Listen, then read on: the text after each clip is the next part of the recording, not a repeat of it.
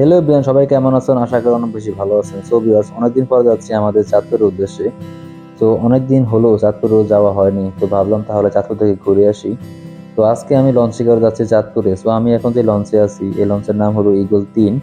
আর এইটা ঢাকা থেকে চাঁদপুর উদ্দেশ্যে ছেড়ে আসে 2:30 বাজে, এবং চাঁদপুর পৌঁছাতে সময় লাগে সন্ধ্যা 6টা বাজে। তো দেখুন কি সুন্দর, তো অলরেডি দুপুরে ছেড়ে দিছে এটা।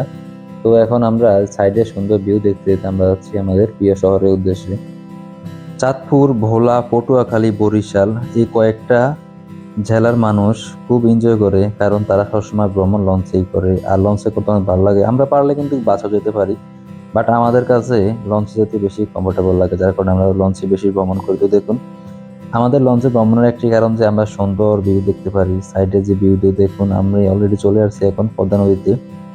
লঞ্চে যাওয়ার একটি কারণ যে লঞ্চে যে সময়টা, মানে যেই 4 ঘন্টা 5 ঘন্টা যে সময়টা, এটা বাইরে বসে কিংবা লঞ্চের ভিতরে ঘুরে সময় পার করা যায়, বাট সেটা বাসে যায় না।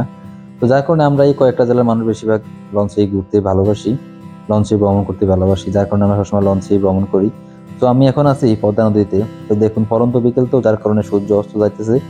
আর ভিউটা অনেক সুন্দর লাগছে পদ্মা নদীর।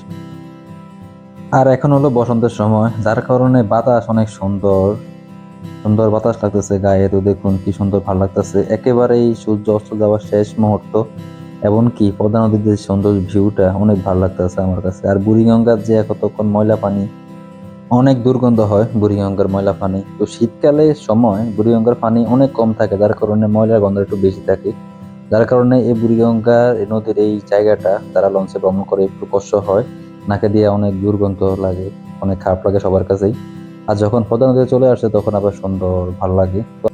তো ভিউয়ার্স, আমার এই ছোট্ট মিনি ব্লগটি কেমন লাগলো সবাই অবশ্যই একটি কমেন্ট করে জানাবেন।